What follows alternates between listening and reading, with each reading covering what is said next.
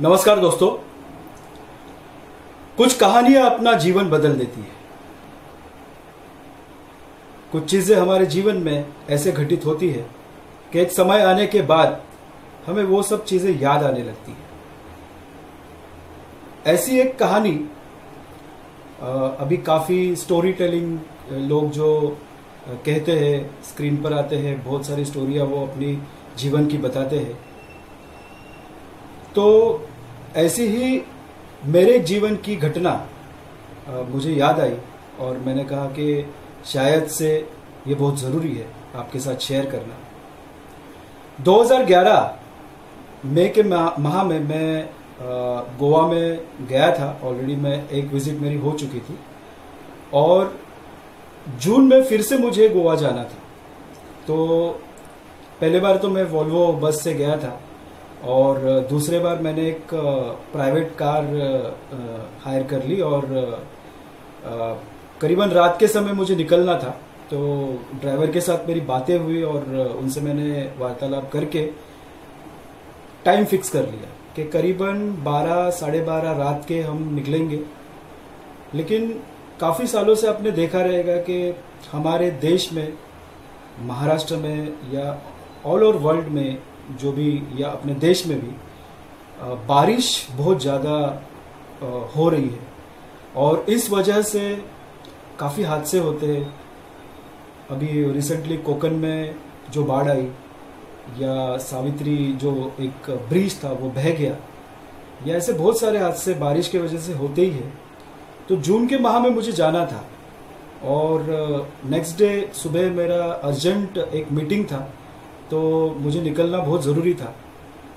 रात के करीबन 12:30-1 बजे का टाइम हमने तय किया कि हम रात को ही निकलेंगे और सुबह फिर हम लोग गोवा में पहुंच जाएंगे। बैग्स वगैरह मेरा पैक हो गया था ऑलरेडी। बारिश तो बहुत ज़्यादा थी, तो मैंने एक बार कंफर्मेशन के लिए ड्राइवर को एक बार कॉल किया और उनसे एक बार पूछा कि आप आ सकते हो, पानी ज़्यादा भरा तो नहीं है ना, तो आपको तकलीफ नहीं है? तो उन्होंने कहा नहीं ठीक है साहब, बारिश तो है लेकिन हमारी बात हो चुकी है, टाइम फिक्स है, तो हम निकलेंगे। करीबन वो ठाना था और मैंने एक रिमाइंडर कॉल उसको दिया। ठाना से आते आते बहुत बारिश में वो भी अटक गया और उसने मुझे कॉल बैक किया, लेकिन उसने कहा कि बहुत जगह पर पानी भरा हुआ है और फिर भी मैं पहुंच रहा हूँ, जो भी टाइम हमारा फिक्स है तो हम ज़रूर वहाँ पे पहुँच जाएंगे। सो मैं उसका इंतज़ार कर रहा था। मेरे घर के नीचे कार आई और उन्होंने मुझे फ़ोन किया कि साहब मैं आ चुका हूँ। करीबन 1 बजे रात को वो आया हमारे यहाँ पे और जर्नी हमारी शुरू हुई। बहुत बारिश थी, मूड भी बहुत अच्छा था, बहुत फ्रेशनेस हम फील कर रहे थे और धीरे धीरे गाड़ी आगे बढ़ रही थी। गाड़ी में उन्होंने कुछ गज़ल्स लगाई थी और गज़ल मेरी बहुत फेवरेट है। उसमें मुझे याद है कि एक गज़ल थी जो मुझे काफ़ी पसंद है, वही गज़ल वहाँ पे चल रही थी। नियते शौक भर न जाए कहीं, तो ऐसी कुछ गज़ल थी। और एक गज़ल थी, ये गज़ल थी, प्यार की राह में चलना सीख।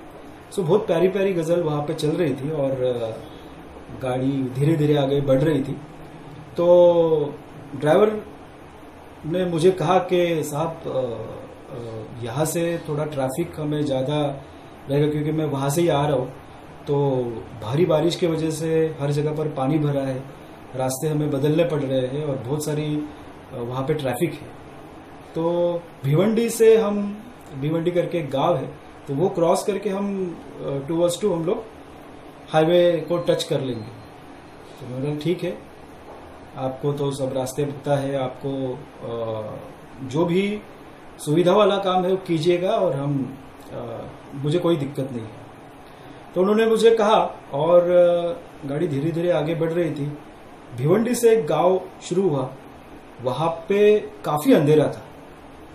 काफी अंधेरा मतलब मान लीजिएगा कि गाड़ी की जितनी हेडलाइट आगे जा रही थी उतना तक ही हमें दिख रहा था। मैं अपने लैपटॉप पे काम कर रहा था और गज़ल सुन रहा था। धीरे धीरे गाड़ी आगे जा रही थी और थोड़ी देर में ड्राइवर थोड़ा मेरा डर गया, तो मैं भी एक सेकंड में मैं बोला ये मुझसे बातें कर रहा है और बीच में ये रुक गया। तो मैंने उससे पूछा कि भाई साहब क्या हुआ? तो उन्होंने कहा साहब मुझे थोड़ा डर लग रहा है। मैंने बोला बोलिए क्या हुआ?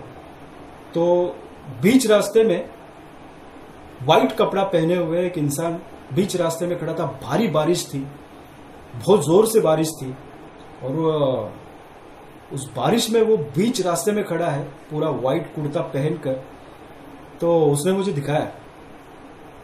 तो ड्राइवर ने मुझे बोला कि साहब मैं गाड़ी पीछे ले लूं क्या? बोले यार अभी आपने बोला यहाँ से शॉर्टकट है और हमें पहुंचना ही है, तो आप पीछे क्यों ले रहे हैं? चलिए आगे देखते हैं क्या बात करते हैं और वो बीच में क्यों खड़े हैं, थोड़ा धीरे चलाइएगा।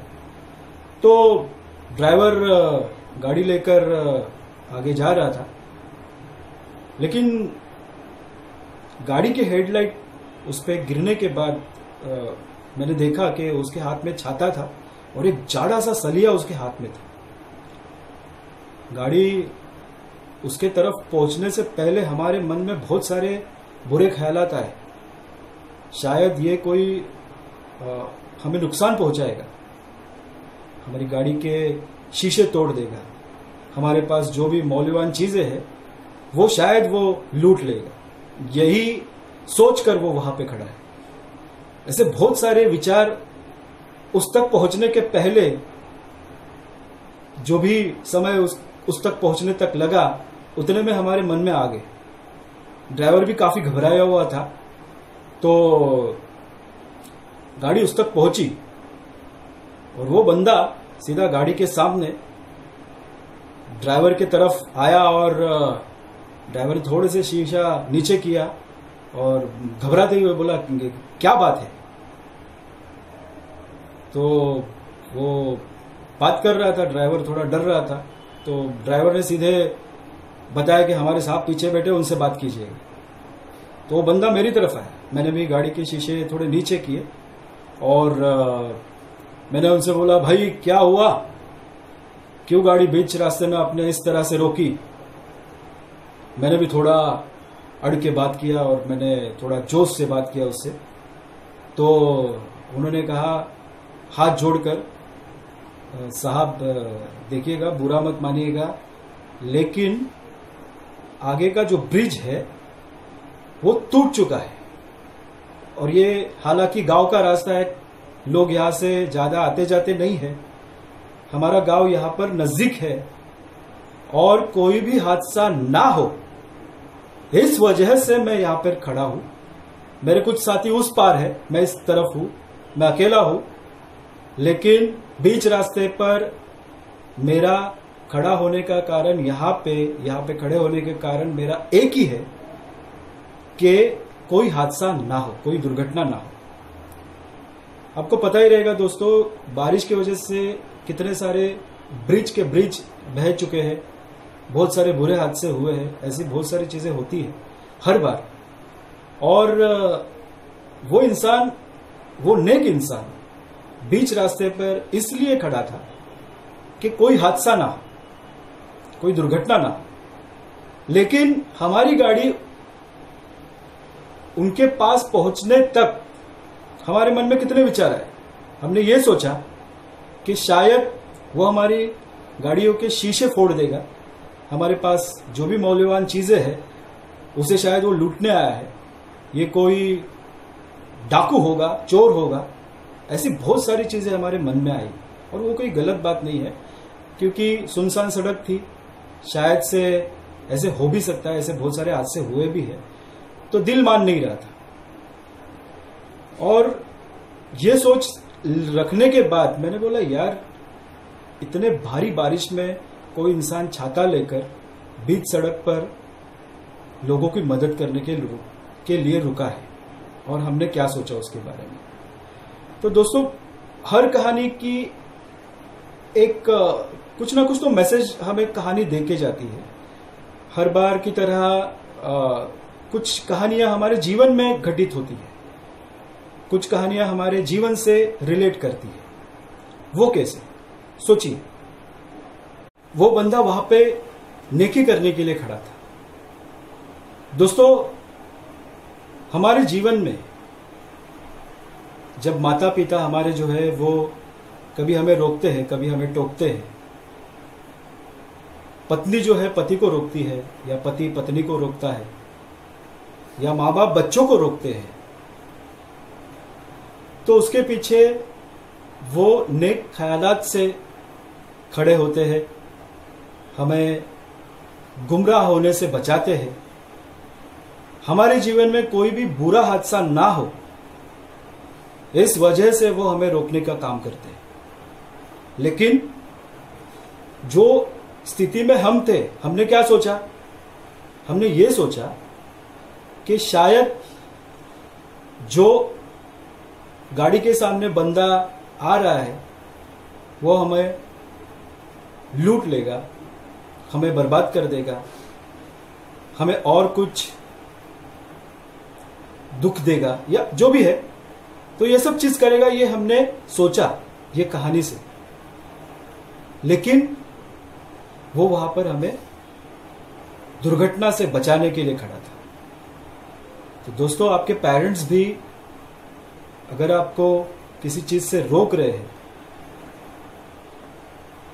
आपकी मदद कर रहे हैं, तो आप उनके बारे में जरूर सोचिएगा।